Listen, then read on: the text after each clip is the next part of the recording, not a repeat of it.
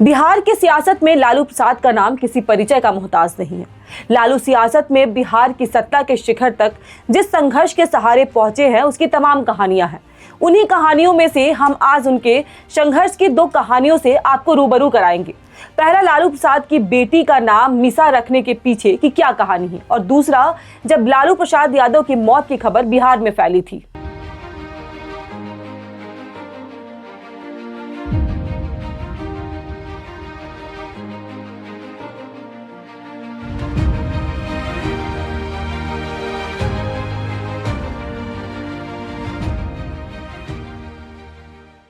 जिक्र एक ऐसे कानून का जो लगभग 5 दशक पहले आम जनता के लिए काल बन गया था।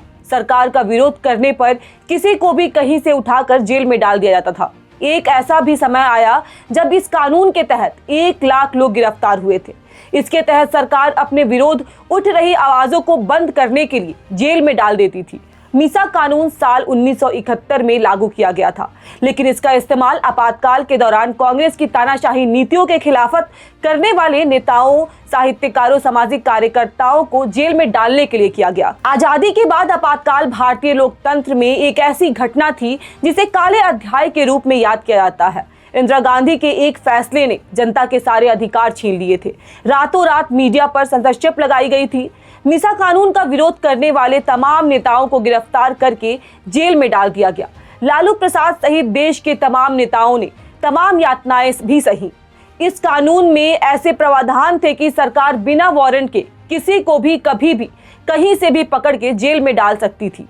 यह कानून मुख्य रूप से देश की आंतरिक सुरक्षा के लिए बनाया गया था, लेकिन इंदिरा गांधी ने इस कानून का इस्तेमाल विपक्ष की मुखर आवाज को शांत करने के लिए किया था। आपातकाल में न्यायपालिका के भी अधिकार छीन लिए गए थे और मीसा कानून के तहत पुलिसिया शासन की स्थापना हो गई थी। मीसा लालू प्रसाद यादव की 9 संतानों में से उनकी सबसे बड़ी बेटी है।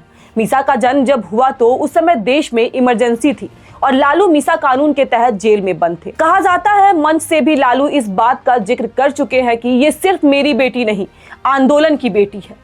लालू प्रसाद यादव की बेटी का मीसा नाम रखने के पीछे यही कहानी बताई जाती है। आपातकाल के बाद 77 के दशक में आम चुनाव हुए और जनता पार्टी के नेतृत्व वाली सरकार बनी। कांग्रेस को करारी हार का सामना करना पड़ा। इंदिरा गांधी खुद रायबरेली से और उनके बेटे संजय गांधी अमेठी से चुनाव हार गए थे। मोरारजी देसाई की नेतृत्व में जनता पार्टी की सरकार बनी, जिसे देश की पहली गैर कांग्रेस सरकार भी कहा जाता है। जनता पार्टी की सरकार बनते ही सबसे पहले मीसा कानून को समाप्त किया गया। अब जिक्र करेंगे आपातकाल के उस दौर की जब बिहार में लालू यादव के मौत की अफवाह फैल गई थी। समाजवादी नेताओं के साथ मुखरता से इमरजेंसी के विरोध ने लालू प्रसाद यादव की राजनीति को आधार दिया। तब वे लोकनायक जयप्रकाश नारायण के आंदोलन में सक्रिय रहे। एक बार सेना की पिटाई में उनके मरने तक की अफवाह फैल गई थी। लालू उस दौरान छात्र राजनीति में सक्रिय थे और उनकी छवि एक छात्र नेता के रूप में थी।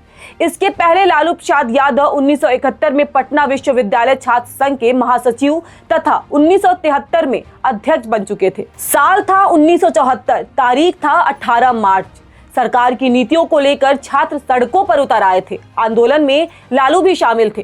तत्कालीन सरकार को ये नागवारा लगा और वो इस विरोध को बर्दाश्त नहीं कर सकी और पूरे आंदोलन को कुचलने की सोची। आंदोलन कर रहे लोगों के खिलाफ सेना को सड़कों पर उतार दिया, जिसके बाद सेना ने आंदोलन कर रहे लोगों पर जमकर लाठियां बरसाई। कई छात्रों को गंभीर चोट तक आई थी। इस घटना के बाद बिहार में यह खबर आग की तरफ फैल गई कि सेना की पिटाई से घायल लालू प्रसाद यादव की मौत हो गई है। चारों तरफ हड़कंप मच गया, लेकिन बाद में लालू के सामने आने के बाद पता चला कि उनके मरने की झूठी खबर फैलाई थी। इस तरह इन 2 घटनाओं का हमने जिक्र किया जो लालू के छात्र जीवन और आपातकाल के दौरान संघर्ष की कहानी को बयां करती है। इस पूरी खबर पर आपकी क्या राय है, हमें कमेंट करके जरूर बताएं। धन्यवाद।